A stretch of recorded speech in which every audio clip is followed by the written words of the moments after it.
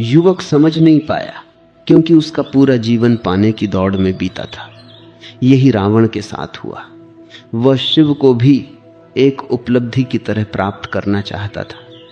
अब उस रहस्य को समझिए जिसे हम सामान्यतः कथा के रूप में सुनते हैं, लेकिन उसके भीतर एक गहरा यौगिक विज्ञान छिपा है। विभीषण ने राम से कहा कि रावण के सिर काटने से कुछ नहीं होगा, उसकी नाभि पर प्रहार करना होगा, क्योंकि उसकी प्राण शक्ति वहीं स्थित है। ये केवल एक युद्ध की रणनीति नहीं थी, ये मनुष्य के भीतर चल रहे संघर्ष का संकेत था। नाभि वह स्थान है जहां जीवित रहने की प्रवृत्ति स्थित होती है, जहां से मैं जीवित रहूं की भावना उत्पन्न होती है। जब तक यह प्रवृत्ति सक्रिय है, तब तक अहंकार जीवित रहता है। आपने देखा होगा कि मनुष्य अपनी आदतों को बदलने का प्रयास करता है। वह एक बुरी आदत छोड़ता है, लेकिन कुछ समय बाद वह किसी दूसरी आदत में फंस जाता है। वह एक इच्छा को दबाता है, लेकिन दूसरी इच्छा उत्पन्न हो जाती है। ये उसी प्रकार है जैसे रावण के सिर काटे जाते थे और फिर उग आते थे। सिर विचारों का प्रतीक है, और विचारों को समाप्त करने से मन समाप्त नहीं होता। जब तक जड़ बनी रहती है, तब तक शाखाएं पुनः उत्पन्न होती रहती। राम का बाण केवल एक हथियार नहीं था, वह ज्ञान का प्रतीक था। जब वह बाण रावण की नाभि पर लगा, तब उसका अर्थ यह था कि उसकी उस जड़ पर प्रहार हुआ जहां से उसका अहंकार उत्पन्न हो रहा था। जैसे ही वह जड़ समाप्त हुई, उसका पूरा अस्तित्व बदल गया। यह बाहरी मृत्यु नहीं थी, यह अहंकार की मृत्यु थी। अब उस अंतिम दृश्य को समझिए, जो इस पूरी कथा का सबसे गहरा और सबसे सुंदर भाग है। जब रावण अपने अंतिम क्षणों में था, तब राम ने लक्ष्मण को उसके पास भेजा और कहा कि उससे ज्ञान प्राप्त करो। यह एक अत्यंत गहरी शिक्षा है। यह दर्शाता है कि कोई भी व्यक्ति पूर्णतः अच्छा या पूर्णतः बुरा नहीं होता। रावण के भीतर भी ज्ञान था, लेकिन वह अहंकार से ढका हुआ था। जब उसका अहंकार समाप्त हुआ, तब उसका शुद्ध ज्ञान प्रकट हुआ।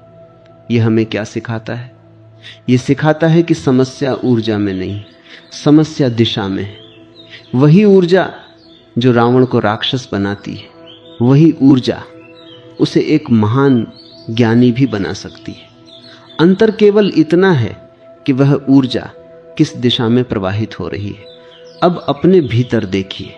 जब आप अपनी शक्ति का उपयोग केवल अपने लाभ के लिए करते हैं, जब आप अपने अहंकार को बचाने के लिए दूसरों को चोट पहुंचाते हैं, जब आप ज्ञान का उपयोग दूसरों को छोटा दिखाने के लिए करते हैं, तब आप उसी अवस्था में होते हैं जिसे रावण कहा गया है। और जब आप उसी ऊर्जा को सेवा में, करुणा में और संतुलन में बदल देते हैं, तब आप उसी चेतना को प्राप्त करते हैं जिसे राम कहा गया है। यह युद्ध किसी युग में नहीं हो रहा, यह युद्ध हर क्षण हो रहा है, आपके भीतर हो रहा है। हर निर्णय में, हर विचार में, हर प्रतिक्रिया में यह संघर्ष चलता है। प्रश्न यह नहीं है कि रावण गलत था या राम सही थे। प्रश्न यह है कि इस क्षण आपकी चेतना कहाँ स्थित है। जब तक तुम रावण को बाहर देखते हो, तब तक तुम उसे जला सकते हो, उसकी निंदा कर सकते हो, उसे गलत ठहरा सकते हो। लेकिन जिस क्षण तुम ये समझ लेते हो कि रावण तुम्हारे भीतर है, उसी क्षण तुम्हारे पास उससे भागने का कोई मार्ग नहीं बचता। तब यह कथा मनोरंजन नहीं रहती, ये साधना बन जाती है।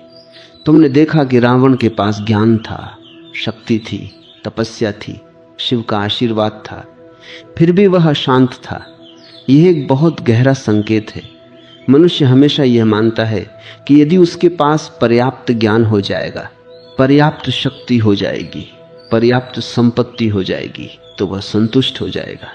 लेकिन रावण की कथा यह दिखाती है कि यह सब होने के बाद भी भीतर का खालीपन समाप्त नहीं होता, क्योंकि समस्या बाहरी अभाव की नहीं है, समस्या भीतर के असंतुलन की है। मैं तुम्हें एक प्राचीन घटना सुनाता हूँ। एक बार एक विद्वान ब्राह्मण था जिसने शास्त्रों का गहन अध्ययन किया था, उसे वेदों का ज्ञान था, वह तर्क में अजेय था। उसके पास दूर दूर से लोग प्रश्न लेकर आते थे। लेकिन एक दिन वह एक साधु के पास गया और बोला, मुझे शांति नहीं मिलती। साधु ने उससे पूछा, तुम्हारे पास क्या नहीं है? उसने कहा, मेरे पास सब कुछ है, यही तो समस्या है। साधु मुस्कुराया और बोला, तुम्हारे पास जो कुछ है वह सब तुम्हारे बाहर है, और जिसे तुम खोज रहे हो वह भीतर है। यही रावण के साथ हुआ। उसने बाहर सब कुछ प्राप्त कर लिया, लेकिन भीतर की यात्रा अधूरी छोड़ दी। अब उस रहस्य को समझो जिसे हम अक्सर अनदेखा कर देते हैं। रावण शिव का भक्त था, लेकिन वह समर्पण नहीं जानता था। उसने तप किया, उसने शक्ति अर्जित की, लेकिन वह झुक नहीं सका। यह बहुत सूक्ष्म बात है। जब तक तुम झुकना नहीं सीखते, तब तक तुम शांति को छू नहीं सकते, क्योंकि शांति किसी प्रयास से नहीं मिलती, वह समर्पण से प्रकट होती है। रावण ने शक्ति को चुना, राम ने समर्पण को चुना, और यही दोनों के बीच का सबसे बड़ा अंतर है। तुमने देखा कि जब रावण के सिर काटे गए तो वे पुनः उग आते थे। इसका अर्थ यह है कि मनुष्य अपने विचारों से लड़ता रहता है, अपनी इच्छाओं को दबाता रहता है, लेकिन वे समाप्त नहीं होती, क्योंकि वे जड़ को नहीं देखता। जब तक तुम केवल शाखाओं को काटते रहोगे, वृक्ष जीवित रहेगा। जब तुम जड़ को पहचान लेते हो, तब परिवर्तन संभव होता है। राम का बाण उस जड़ पर प्रहार था। यह केवल एक युद्ध का दृश्य नहीं है, यह ध्यान का विज्ञान है।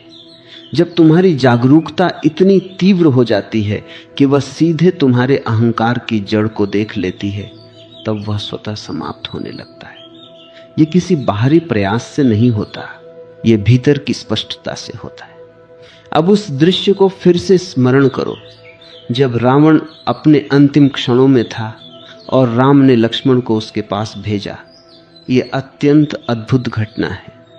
सामान्य मनुष्य अपने शत्रु को गिरते हुए देखकर प्रसन्न होता है, लेकिन राम ने अपने शत्रु के ज्ञान का सम्मान किया। इसका अर्थ यह है कि जब चेतना हृदय में स्थापित हो जाती है, तब वह द्वंद्व से ऊपर उठ जाती है। वहां कोई शत्रु नहीं होता, वहां केवल समझ होती है। यह हमें एक बहुत गहरी शिक्षा देता है। कोई भी मनुष्य पूर्णतः अंधकार नहीं है और कोई भी मनुष्य पूर्णतः प्रकाश नहीं है। प्रत्येक के भीतर दोनों संभावनाएं। रावण के भीतर भी ज्ञान था और राम के भीतर भी शक्ति थी। अंतर केवल इतना था कि एक की चेतना नाभि में अटकी हुई थी और दूसरे की चेतना हृदय में स्थापित थी। अब अपने भीतर देखो। जब तुम किसी के साथ कठोर हो जाते हो, जब तुम अपने अहंकार को बचाने के लिए किसी को चोट पहुंचाते हो, जब तुम अपनी शक्ति का उपयोग केवल अपने स्वार्थ के लिए करते हो, तब तुम उसी अवस्था में होते हो जिसे रावण कहा गया है। और जब तुम उसी स्थिति में करुणा चुनते हो, जब तुम समझ को प्राथमिकता देते हो, जब तुम अपने मैं को पीछे रखकर हम को स्वीकार करते हो, तब तुम राम की दिशा में आगे बढ़ते हो। यह संघर्ष किसी युग की कहानी नहीं है। यह हर दिन, हर क्षण, हर निर्णय में घटित होता है। जब तुम क्रोध में प्रतिक्रिया करते हो, तब रावण सक्रिय होता है। जब तुम धैर्य से उत्तर देते हो, तब राम प्रकट होते हैं। जब तुम अधिकार के लिए लड़ते हो, तब नाभि की ऊर्जा सक्रिय होती है। जब तुम सेवा के लिए झुकते हो, तब हृदय खुलता है। अब प्रश्न ये नहीं है कि राम जीते या रावण हारे। ये प्रश्न अब तुम्हारे जीवन से जुड़ा है। इस क्षण तुम्हारी चेतना कहाँ स्थित है? क्या तुम केवल शक्ति की खोज में हो या तुम संतुलन की ओर बढ़ रहे हो? क्या तुम अपने अहंकार को पोषित कर रहे हो या उसे समझकर उससे मुक्त हो रहे हो? मैं तुमसे कहता हूं, रावण को मारना लक्ष्य नहीं है, उसे समझना लक्ष्य है। क्योंकि जिसे तुम समझ लेते हो वह अपने आप समाप्त हो जाता है, और जिसे तुम दबाते हो वह किसी न किसी रूप में लौट आता है। यही कारण है कि हर वर्ष रावण को जलाने के बाद भी वह समाप्त नहीं होता, क्योंकि वह बाहर नहीं है, वह भीतर है। यदि तुम इस कथा को केवल कथा की तरह सुनोगे तो यह तुम्हारे लिए मनोरंजन बनकर रह जाएगी, लेकिन यदि तुम इसे अपने भीतर देखोगे तो यह तुम्हारे जीवन को बदल सकती है, क्योंकि तब तुम हर क्षण सजग रहोगे। तुम देखोगे कि तुम्हारे भीतर कौन सक्रिय है, और जिस दिन यह जागरूकता स्थिर हो जाएगी, उस दिन तुम्हारे भीतर का युद्ध समाप्त हो जाएगा। तब न रावण बचेगा न राम की आवश्यकता होगी, तब केवल शांति होगी। वही शांति जिसे रावण खोज रहा था, वही शांति जिसे राम जी रहे थे।